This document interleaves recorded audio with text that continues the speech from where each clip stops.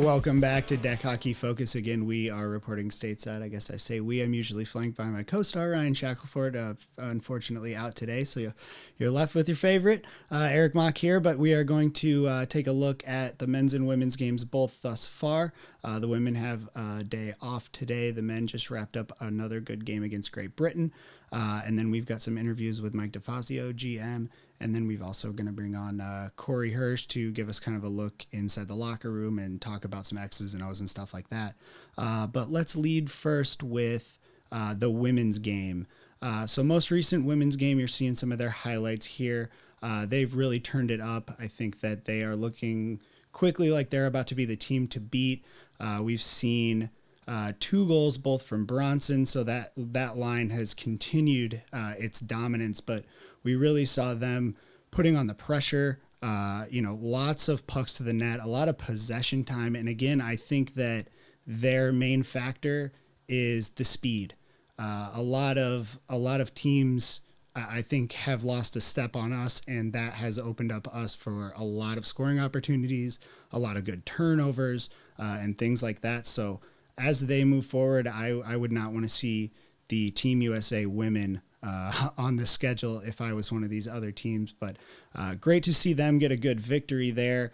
And again, Bronson getting her name all over the stat sheet this weekend. That line has done quite well, but you see here a 2-1 victory for them.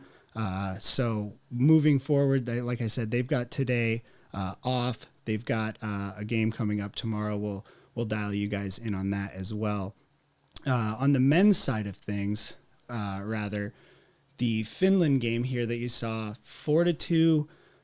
I thought we played well again. I'm a little bit heartbroken by the outcome.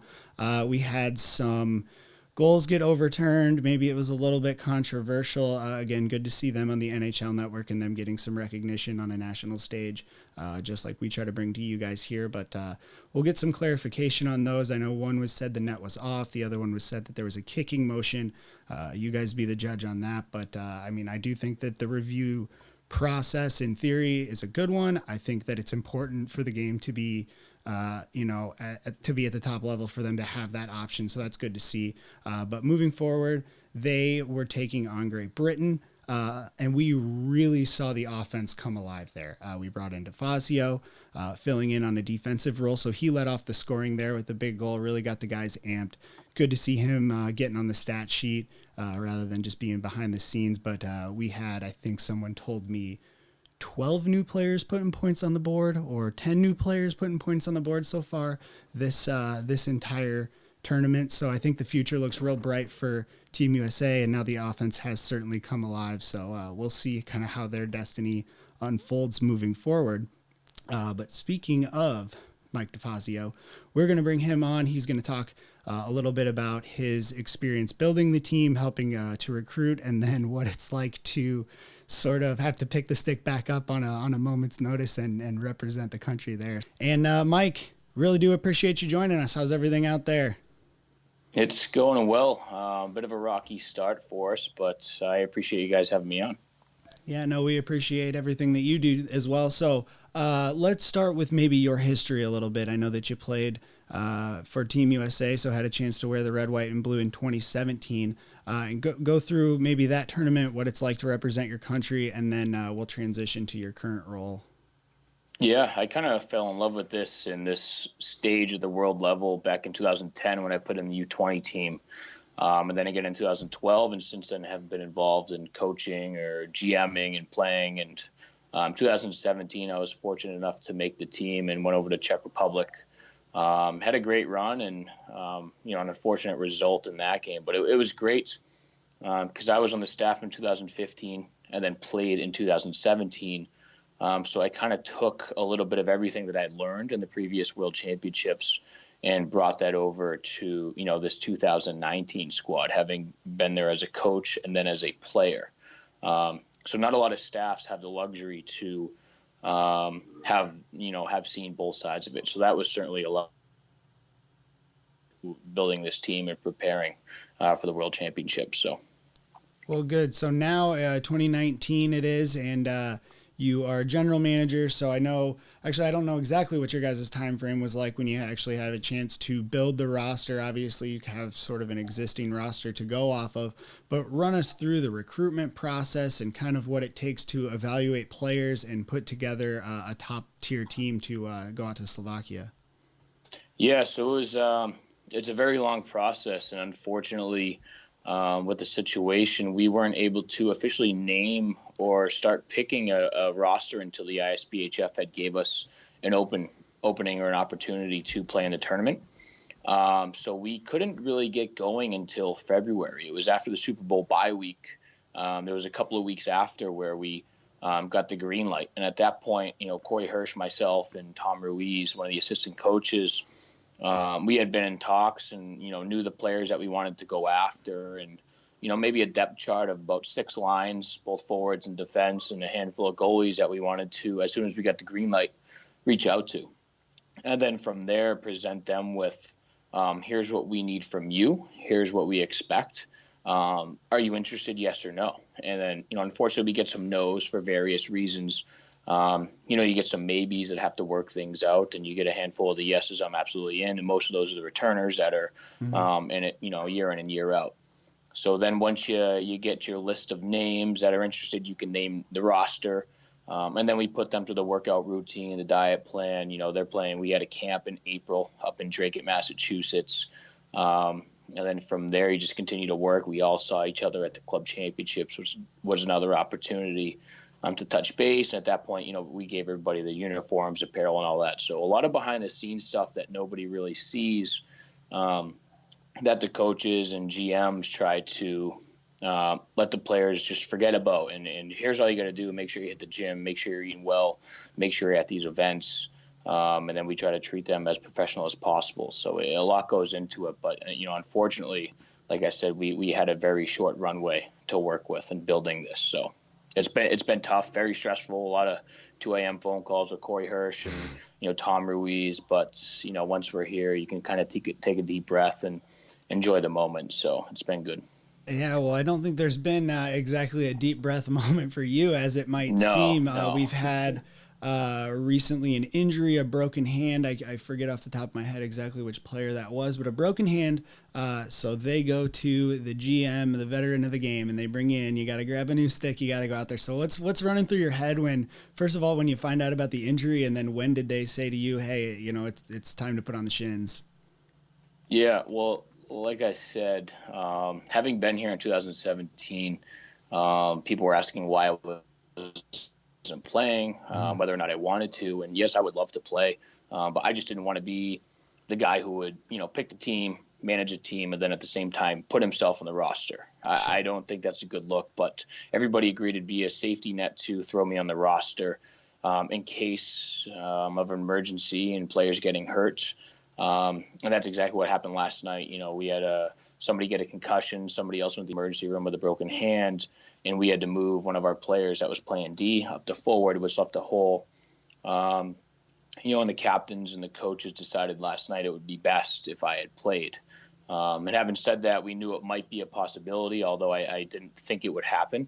So I did bring my equipment just in case, and I was just hoping in case somebody busted a shin pad or a helmet, they could use my stuff. I didn't think I was actually going to suit up, but whatever was best for the team. And I made that clear from day one. I wasn't going to name myself on the team, but I would be there in case. And so it worked out today that I had to wake up, go through the pregame routine with the guys after breakfast, and kind of remove myself from the coaching staff conversations because I was previously running the D, and I was on the bench with the guys as well. So it was a bit different this morning, different mindset going into it, not a whole lot of time to adjust because we had a late night game last night, then to turn around and play at noon our time. So been a roller coaster. Well, and that was going to be my next question here is, obviously you get nervous for a game going in, whether you're part of the coaching staff or whether you're on the bench. But is there a different mindset or a different feeling involved when, you're actually going to have the ball on your stick versus, being more or orchestrating the players and making sure that the team succeeds from the behind the scenes? So what is the emotional difference or the mindset look like going in as a player versus a GM? To be honest, I get way less nervous playing. maybe because I've been doing it for much longer, but as a coach, I coach ice hockey, and doing this, you can't really do much on the ice. So you're trying to do whatever you can off the ice, behind the scenes, on the bench, to make this go the right way. It's a lot of pressure. You kind of take that on yourself. And so I get more nervous for that. I get more nervous during the game as a coach, making sure we're on our game, paying attention to matchups and things like that. So today it was a bit of a breath of fresh air when I was like, okay, all I have to do is go out there and do what I've been doing for years. Albeit I'm not in the best shape. I'm not in the shape I was in 2017, but I've been playing, and I knew I could kind of jump in. So it was just getting my mind there, and just, okay, let's keep it simple. I'm not an offensively gifted defenseman. I keep it real simple. So I'm like, if I can just keep things simple and not turn the ball over, and not get blown by, because I haven't been running all week like these guys have, then I'll be all right. So that was my mindset. That's where my mind was at moving into this. So yeah, well, I think you don't cut yourself enough credit there, maybe, because it looked like so right out of the gate, it looked like the legs were doing well, and run us through that first shift. Yeah, it was kind of funny, because I brought a stick just to mess around with on the rink. And I realized that it was broken, so I had to run to the hockey shop right before the game. And I bought like a $55 Sherwood that was on sale. And I'm like, hopefully this is the only game I need to use it. And I'm like, hopefully there's still some goals left in it, because I maybe won a tournament. And Cory Wilson, Jordan Senecal, a couple of guys that I play with back home on the Americans, like, you're not going to score. I'm like, I'm going to score the first shift. I'm going to be the first guy to score a 5-on-5 goal. Watch. At like 0% chances that was going to happen. And so when it did, it was just absolutely hilarious. I kind of looked to the bench, and the whole bench went crazy. So couldn't have drew it up any better, but it's weird how things work out, and maybe that's the spark, or maybe that's just something that we can kind of ride on to moving into the playoffs. So, well, good. Well, I hope that you see plenty more playing time, but looking forward to games to come. I don't know if you guys have any idea, or you can prep for the teams that you have coming up, but what can maybe people expect to see from you guys? Is my understanding right now is that you're kind of sitting and waiting for your fate to kind of be determined by some of these other matchups, because some teams have games in hand. So do we know exactly how that stands right now? Yeah, it looks like we will be, like I said, unless there's a crazy upset, we will be the 4 seed in our pool, which isn't ideal. So we would cross over, play a B team, and the winner of that would go into the A pool, back into the A pool. And then we would cross over with Canada's division and play a quarterfinal matchup against either them or it looks like Greece in first round of the playoffs in the quarterfinals. So it could be a rematch of 17. Even though we went 3-1 or 1-3 in round robin, and 2 years ago we were 4-0 in round robin, we could see the same exact team. So there's a lot of parity out here. Mm-hmm. Czechs and Slovaks are obviously very good, probably 2 of the best in the tournament. And Finland has surprised a lot of people. They played Slovakia real tight, 2-1 in their first game, and really opened our eyes. And they were probably one of the better teams we've seen as well, maybe more so than the Slovaks, we thought. So it was kind of a surprise, and it could be true that the top 4 teams in the tournament are all in the same pool. Looking at us, the Finns, the Czechs, and the Slovaks. So it's been a tough. We have like 13 rookies, I believe, that haven't been here before. So throwing them into the fire against the Czechs and Slovaks. Everybody hears about it back home. Starting with those 2 games right out of the gate, we improved a lot from the first into the second game, and then tried to build against Finland. So it's been a lot, but again, hopefully today, a lot of guys got on the scoreboard, hopefully lighten the mood a bit. Everybody can, loosen their grip on their sticks. I think that really hurt a lot of these young guys. We do have a lot of young guys. So hopefully, we can continue to gel, play our next opponent, whoever that is, continue doing that. And then it's back to basics. We're going to see an equal opponent to what we've been seeing, the first 3 games of this tournament, Sure. And we've hung around those games. So anything's possible, and hopefully this can be the start of that. Sure. Sure, and I do think that you guys have looked pretty good in every game so far, despite maybe some bad outcomes or some defeating losses or whatever.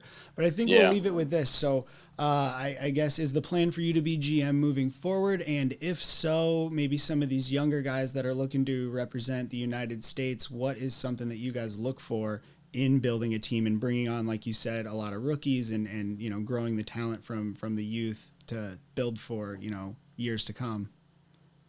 Yeah, I'm not sure what the future has in store. This was a lot of time and stress to put this all together. So I haven't even thought about that. But really, what we wanted was to find guys that wanted to be here, that were willing and able to put in the work and effort to make sure you hit the gym, to make sure you're playing consistently. Not guys that take this for granted. 17, that was one of our biggest issues, is there were some big names on that roster that have been here already for this event, 5 or 6 times. And they're just like, it's another day in the park for them. They aren't working out. They don't care as much as these young guys. So we really wanted to turn the page and really not start from scratch, because we do have 8 returners, but rebuild around them. Get some young guys that are the future for the program that we can continue to work on and grow and develop, and knew there might be a hiccup here, but they've already taken and accepted the challenge, and a group of guys we have here, and continue to build on that. So. Well, good. Mike DeFazio, we do appreciate everything that you do for the team, whether it's as a GM or as we've seen, getting your name on the stat sheet, but really appreciate really appreciate you joining us here, and best of luck no matter what's to come here this weekend. Yeah, absolutely. I appreciate it. And you guys are doing a fantastic job with the sport. I know everybody back home talks about it. It's great coverage. I appreciate it. It gives me something to watch or listen to. You get some big names on here to hear everybody's story. So I wanted to just personally thank you for, what you guys have done. It's great, and something the sport has lacked. And to be honest, might be a reason why you're seeing us on the NHL Network, and there's some more marketing material for people to see out there, and will ultimately help grow our sports. So thank you. Hey, appreciate that. Best of luck moving forward. All righty. Thank you, guys. All right. That was Mike DeFazio, general manager and now playing defense for Team USA. And keeping with the theme, I guess, of bringing the bench guys, the coaching staff on to give us a look behind the curtain or a look inside the locker room, we've got Cory Herschk, head coach, the orchestrator of the team, to give us a look at everything that the team has been going through systems-wise. So despite some technical difficulties, we'll hopefully keep him as long as we can here, but we'll overlay some of the gameplay and some of the high-scoring opportunities that we got to see here this morning against Great Britain. But Cory, appreciate you joining us, bud. But let's run everybody through what it was like, the mentality coming into the tournament, maybe some of the schemes and systems that you guys had going in, and what was sort of the expectation at the beginning of the tournament. Yeah, hi boys. I know you missed me. Missed everyone back home, but game plan coming in was to be prepared to play against 2 of the top 3, 4 teams, even 5 teams that are out there in the world. And so, we had to watch a lot of films to remind ourselves of how the Czechs play hockey, why the Slovaks have won 3 straight golds, and then remind ourselves of how competitive of a team Finland is, knowing that we've played each of those teams at some point. But you have to dust off those cobwebs a little bit coming into a tournament like this. So I can't leading into today. We obviously knew that we could run with those teams. These 4 teams that I'm mentioning, us and those 3 Euro teams, are all fast. And so speed for speed, we knew that we would have to bring a lot more to it. And so strategy wise, we wanted to come at them with a few different looks on the forecheck. We've got 3 on our belt that we want to throw at them and change throughout the course of the game. And being is that the Czech was our first game, we had a huge learning curve. We had guys that maybe were added to our roster in the last couple of weeks that either learned via text or via video conference or watching some film on Facebook, but not really getting a chance to go to camp and work through it with us, with guys backing out last minute. And but we like the replacement guys. They've done a good job. We got lucky with Jordan Senecal and Ryan Boucher and Steve and a few others that were able to jump on late here to help fill some voids, and they seem to fit in well. But yeah, come at them with a couple different forechecks. Make sure we do a good job of containing all those teams to the outside. And a lot of our goals that we've allowed have come from our forwards not doing a good job helping the defense stay in between their player and our goal center. We call it D-side. Mike DeFazio is emphasizing that a lot as one of the coaches who, obviously, as you talk to, turned into a player today based on injury. So trying to do a better job there and being really good on our special teams. In a tournament like this, you have to have great special teams, and we're happy with what we see from the power play. We've got 3 different options on the power play, and the guys seem to really be going through all 3 motions nicely. We've gotten goals each way, some taken back in some of those ways from us. But all in all, I like that. And the penalty kill has been exceptional. We have to do a better job springing out to a shooter when they're showing shot. And when we spring out, seems like we're getting the block. When we don't spring out, seems like it's getting through. And 2 or 3 of the long balls that they've let in on a power play against us have been our penalty killers not springing out or taking a bad angle at it. It's all correctable mistakes, and that's one thing that we've been able to keep ourselves positive on is we watch the game and we see where our mistakes are. And it's not that we're getting outplayed or outworked. Maybe at times the team may outwork us along the wall or beat us to a double team along the wall, but we're doing a good job ourselves of being a team that dictates at times pace and strength. But all in all, our mistakes have come from us and turnovers or simple small things like I had mentioned earlier. Yeah. So, and then earlier you did mention some of those goal reviews. We don't speak the language, so sometimes it's tough to get clarification. And I think, a couple of them went our way, a couple of them didn't go our way. I would say maybe more of them were not necessarily in our favor, but how do you as a coach keep people positive, keep people motivated, and keep their heads in the game despite maybe some outcomes that you're not necessarily wanting to see? Yeah, well, we come into this with the idea that everything is a test. Whether your flight was delayed 6 hours and that's out of your control, or we had Jason Roca who played great against Slovakia. His luggage, his goalie equipment was lost in Budapest for 48 hours, and we had to borrow Canada's goalie equipment for him to suit up, and that stuff that's out of our control. That's an airport that has that issue, and so everything's a test. And when you come here, you have to come with a pro-like mindset. You have to come with that mindset that you had a bad shift, you drop it, you forgot about it, like a quarterback in football or a goaltender in the pros. So you have to forget about those things, and you have to realize, too, that our hard work is getting us those chances around the crease, and they have established a rule that anything in the crease is going to really be challenged up top now that they have the capabilities of challenging these rulings. And so whether it's a net off slightly and a goal gets tucked in because there are no moorings, which is something that, the ISBHF is already talking about improving on, making sure that they do have moorings for the future. And when the net does get kicked off or moved off, if a ball's tucked in and it's called back, you know that you worked hard to put yourself in a good position for that goal, and the bounce didn't go your way. And, quite honestly, I'd rather the bounces not go our way in the first 3 pool play games of round robin and prelims against 3 of the top teams here than our last 3 games of the tournament. Right. And so you talk about all that being a test, and going back again, as I said, looking to see how we can do better in those situations too. Never ever saying that referees are out to get us. They don't care. They don't care if the Americans win or if the Finns win or if Slovaks win. That's not. This is the elite. This is the pros. They don't care about that kind of thing. So we get that, and they're going to make calls here and there that we're not going to agree with. Even an overtime penalty that I didn't think.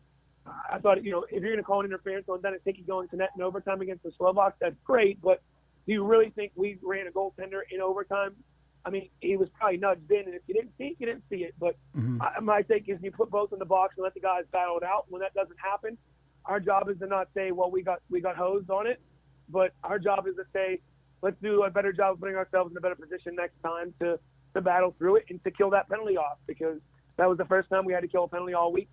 There's only 3 men on the floor, and next time we know we have to do something better. We have to hedge out a little bit more and get in that lane, and Ricky Z has to take a better angle on that block, and that's the positive mindset. Every game has been growth. We saw ourselves get into our forecheck better against the Slovaks than we did the Czechs. We saw our forwards hedge off of their point men to help on a forward, a check player or a football player, I should say, that's circling out of the corner so that they don't get a shot from the slot. We're getting better every single game. And, the Finns came with a different style. They were a more transition team. They weren't a slow your pace down, breakout type team. They wanted to catch you in transition. And, they got a couple breaks through all break going through the crease. Ball hits off his foot, gets waved off because of a distinct kicking motion that people didn't see. I didn't see, but you battle through it. We minutes later had a chance on a breakaway that we didn't score on, and a couple chances in front of net where a guy got robbed, or even a chance to make a block we didn't. So you stay positive because you're right there in it, and it's your mistakes that can be fixed and corrected. And we corrected a lot of those today against Great Britain, and we found ways to put the ball in the net because we got into a cycle, we got into a possession game, and that's where we want to be. 5 more guys rotate through the zone, making good cuts at times, and if we continue to do that, I think we'll be just fine. Good. Well, I like that. I think that, we've seen a lot of positive play. I think that sometimes, especially us here, we want wins so bad that we harp on, do this right, do this better, do this, do that. But what would you say, let's end it on a positive note, what has been the, I guess, happiest moment, or what's been the greatest success of USA up to this point right now? Or even if it's a breakout player where you thought, this is a third line guy and he's really just been pulling his own weight, but what's maybe been the biggest positive takeaway thus far? I think selfless play, because these guys really do care about each other.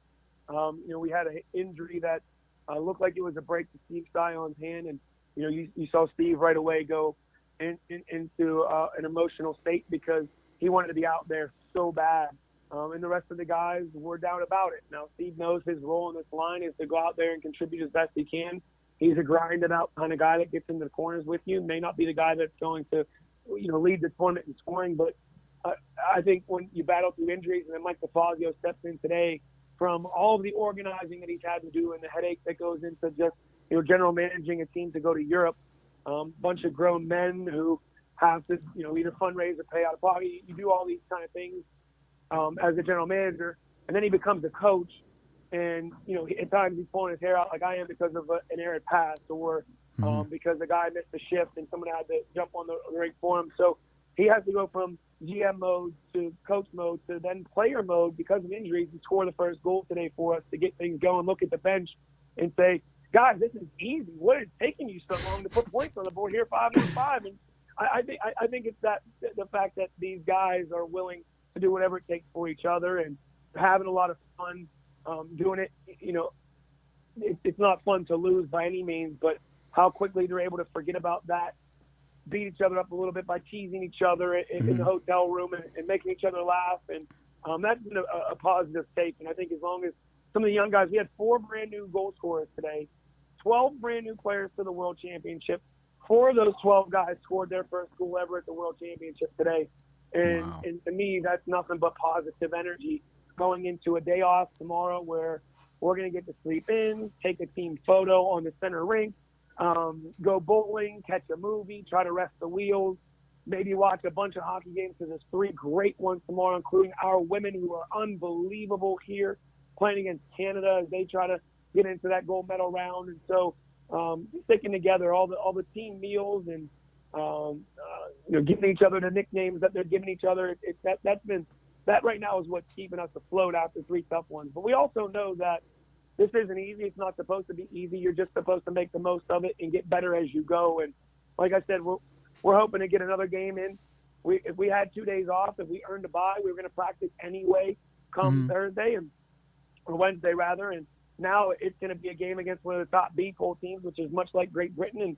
And not that we're going to take them lightly, but we expect to go in there like we did against Great Britain today and control play and get a lot of shots and balls in the net, regardless of who that opponent is. And I think any team going hot into the playoffs like we hope to be will be dangerous, especially if we're matching up against Canada.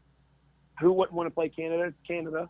And, a chance to allow them to medal at all. We beat them in the quarterfinals. They don't medal. That's motivation for any American, if you ask me. Sure. And then the Greek team who knocked us out of medal contention a couple years ago. So a little redemption against them. So that's what our fate has in front of us. And we like it. We like that. We like battling from behind like any kind of underdog would. And so I'm excited about these next couple of days for sure. Good. Well, you got a little bit of time off here. You guys can rest, relax, and kind of celebrate the big victory there. Like you said, lots of guys putting the puck in the net for the first time. So I would say the future looks bright for Team USA, but also I think 2019 still looks good. You guys have done a great job representing the country. You got all us back here rooting for you, but Cory Herschk, you're the godfather of the team. We appreciate you coming on the show. We appreciate everything you do for, ball hockey in the United States. Thanks for all you guys are doing. The coverage back home has been amazing. The support back home has been amazing. You guys, NHL Network, it's just been a surreal experience, but it's about time for this sport that it gets the recognition it deserves. And we're not going to stop. We want to see a gold medal game on national TV back home, and that's enough motivation for all of us here. So keep up the work you guys are doing. Thanks for having me. Yeah, we love the attitude, Cory. Best of luck moving forward. All right, boy. Thank you so much. Thanks. Yeah. All right, guys, that was Cory Herschk, head coach, Team USA. I want to tell everyone thank you that's been tuning into all of our stuff. Don't forget deckhockeyfocus.com, our YouTube channel, Deck Hockey Focus, our Twitter, where we've been live tweeting all of the games, at Deck Hockey Focus on Twitter. Subscribe to us on all of that stuff so that you don't miss even a minute of our content. Again, thanks to the EBHL guys that have been helping us out with some of the graphics and some of the highlight reel things that you've seen. Stay tuned as we bring you guys continued coverage over there from Slovakia.